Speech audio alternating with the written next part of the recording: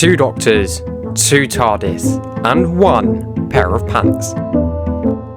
With the 60th now over, it's time for yours truly to pick them apart for everything they're worth for the rest of my life. Because oh my gosh, that episode was brilliant. Or was it? The episode starts with our famous old time. Wait, no. Roll back. This episode goes back to Doctor Who with a classic cold open featuring the villain of the story. Definitely a great way to get the ball rolling. Everybody loves the balls. Establishing that the Toymaker will be the big bad of this episode and allowing for those great moments of sheer horror and confusion as 14 notices him on the street. The German accent is, well, good. I like how the pretense drops once the ruse is over. My only issue is that when it returns later on towards the end of the episode, but we'll get to that scene in a bit. Moving on from that title sequence. Oh, and by the way, little info nugget for you. The sequence was originally going to have the TARDIS doors open and the Doctor and Donna, or then the Doctor and Ruby, look out, but far too many people didn't like it, so yeah, the idea was scrapped.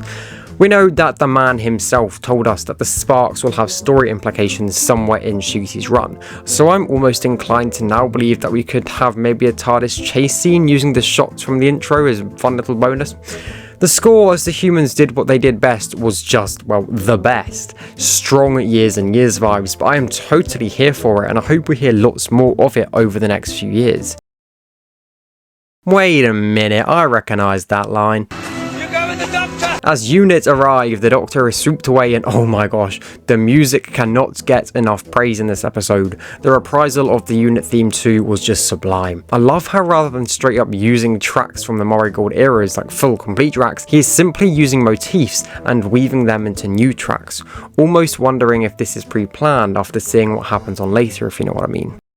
Anyway, Donna doesn't once stop to think about, her daughter, who could be dead from crashing planes, crashing cars, or big gaping holes in the street. Oh, wait, never mind that last one, that got fixed. Mel did feel a bit like a spare part in this episode, but like I said, this is more the celebratory of the bunch, so it did make sense. And we know we're going to be seeing a lot more of her too, so, you know, it also works in the whole unit plotline for season 1. The idea of the first television screen being ingrained into every screen ever is such a Moffat idea, and it works really, really well. The scene too with Kate taking off the ZX and turning bitter is amazing. Kate Stewart is a fucking actor. Like, holy moly, she is good. You almost forget, because so many of her scenes over the years have rarely allowed any true character within her to shine. This again shows me that my dreams of UNIT being taken in a darker direction could soon become a reality, specifically if it's her that's picked up the Master's bloody tooth. Honestly, if I had a nickel for every time a Russell finale ends with a red fingernailed lady picking up something holding the Master's consciousness, I'd have 2 nickels. That Robot 2 sure has to turn evil. Mark my words, that thing is going to turn evil. I could do a whole video discussing, and also new podcast dropping soon. Maybe it's already out, so if it is, here, go and watch that. It's going to be great. There's going to be lots of speculation there. But anyway, the review. The Doctor then moves the plot forward by moving backwards in time, and for the first time in 60 odd years, he is reunited with the Toymaker. The sheer horror on the Doctor's face is amazing, and the entire scene in the toy box was just some great visual storytelling. The half puppet, half human was utterly creepy, honestly more so than the gas mask zombies. And then we come to the dance. I'm not going to say anything. I'm not going to say if I think it was good or if I think it was bad. I'm just going to play this next segment of the video, and you can tell me what you think. Skip here if you're fucking boring. Otherwise, enjoy.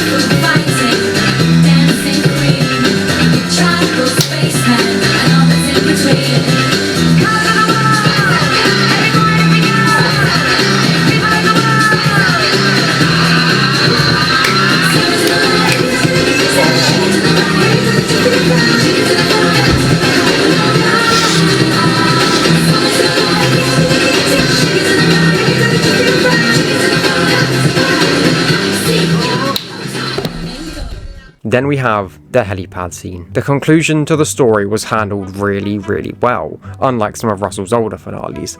The split regeneration to me was a little expected due to rumours, which is a reason why I'm starting to really dislike the culture around leak videos. Anyway, the concept of it and how it was carried out in my opinion was handled really well. Maybe needed a little bit more information on timeline splitting and whatnot, but you know, who knows. The only bit I dislike is the fact how there is now 2 TARDIS.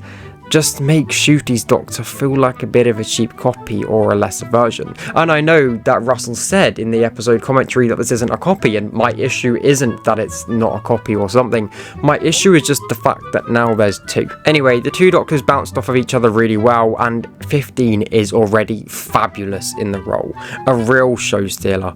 The Doctor settling down with Donna, so to speak, is good and all, but I just feel like the running on fumes thing kinda came from nowhere and maybe needed mentioning just a little bit more. Nevertheless, with Tennant on ice for any shaky times ahead and a new Doctor at the helm, the TARDIS sets its destination for Christmas. The Giggle is the perfect conclusion to this run of specials, and the bioregeneration is a fantastic concept. People disliked and were confused at the concept of regeneration itself following Heart No Winter Troughton, and this is more or less the same thing. Overall, I very much enjoyed this story. The pacing was amazing and the stakes were high enough, and the Easter eggs and references were a nice piece for the fans who understood them. It worked to set up a new era while acting as a bridge from old to new. Just as the music, this entire special and specials have acted as that connection point. Overall, I would give The Giggle a 10 out of 10. Discord below. See ya!